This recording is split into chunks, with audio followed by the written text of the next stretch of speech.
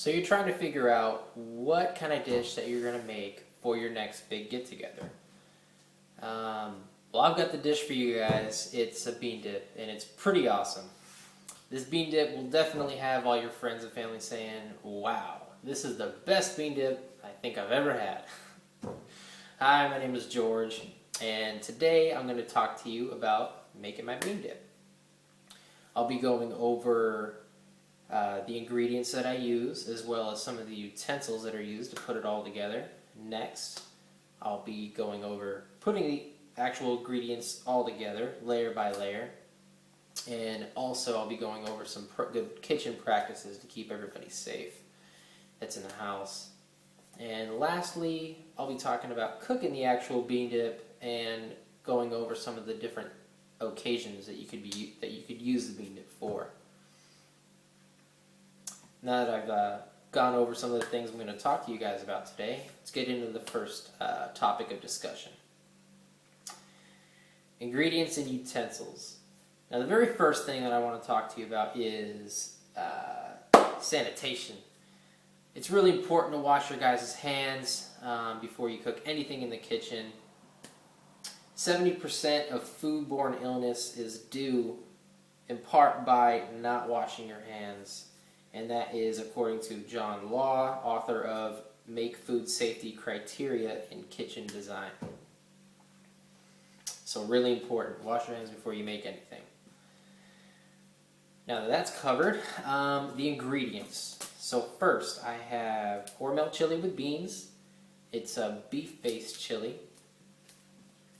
It's probably the best thing to use, but if you're not into beef chili, or you think it's not healthy enough, you could use a turkey-based chili. Hormel makes a turkey-based chili, and that, according to a 1996 trade journal examining Hormel chili, if you use the turkey chili, 90% of the fat is then reduced, as opposed to using the beef-based chili.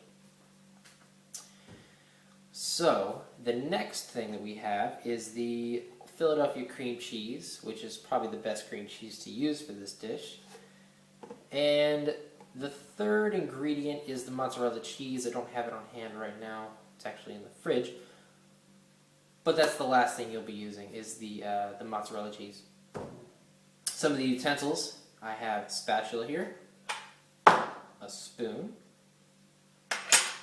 can opener, depending on if your can has the tab on top or not, and the dish that you're actually going to be cooking in. Either a bigger Pyrex type dish for a big party for multiple people, or a bowl, how I usually cook it for the single person. Put this aside. And then now that I've talked to you about the ingredients and the utensils, I'd like to talk to you about putting all the stuff together and going over some good kitchen practices to keep you and everybody else in the house safe.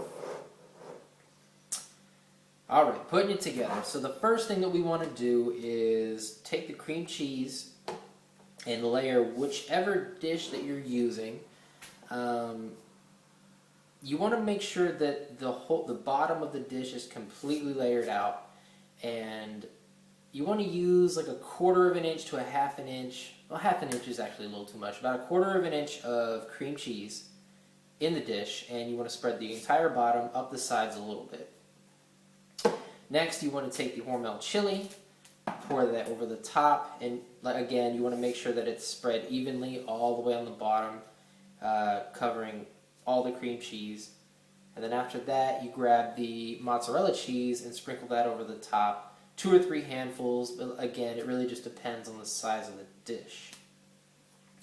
Now, some good kitchen practices. You want to make sure that you use oven mitts to put in and take out food of the oven, or really just dealing with anything that's hot. Same thing with the microwave. If you're making the single dish, you can cook it in the microwave. Make sure you're wearing those oven mitts to protect your hands and your fingers. And also, in case of a fire, it's good to have either a fire extinguisher around, or at least have an evacuation plan for yourself and anybody else that might be in the house with you. Now that I've talked to you about putting everything together and some good kitchen practices, I'd like to talk to you about cooking the actual bean dip and going over some different serving occasions. So now that we have the bean dip all together, all layered out, ready to go, you want to put it in the oven. You want to first preheat the oven to about 350 degrees, 400 degrees Fahrenheit, depending on the size of the dish. Smaller dish, 350, bigger dish, 400. Once that's preheated, I usually use the middle rack, put it in there for about 15 minutes or so, again, depending on the size of the dish. Once that's done, you want to make sure that the top is a golden brown. You want to pull it out of the oven, place it on top of the counter, and let it cool for about 10 to 15 minutes before serving. Some of the different serving occasions that you could use for the bean dip vary. I mean, I've grown up eating this bean dip. It's my grandmother's recipe, and there's really not an occasion that I've seen that isn't appropriate, I guess you could say. I've seen it at weddings. I've seen it at graduation parties, different little get-togethers here and there. Like I said before, for the maybe the big game is usually when I use it. And yeah, basically any serving occasion can be used for this. The bean dip can be used for any serving occasion. It's the great thing about it. In conclusion, today I talked to you about how to make my bean dip. I went through the ingredients and some of the utensils that I used to put it all together. Next, I talked to you about putting it together layer by layer with each ingredient, and I went over some good kitchen practices to make everybody, you, yourself, and everybody else in the house safe. And finally, cooking the actual bean dip and going over the serving occasions.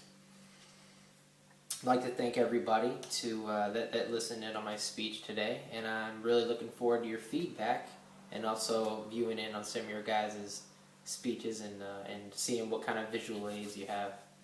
Thanks a lot, guys.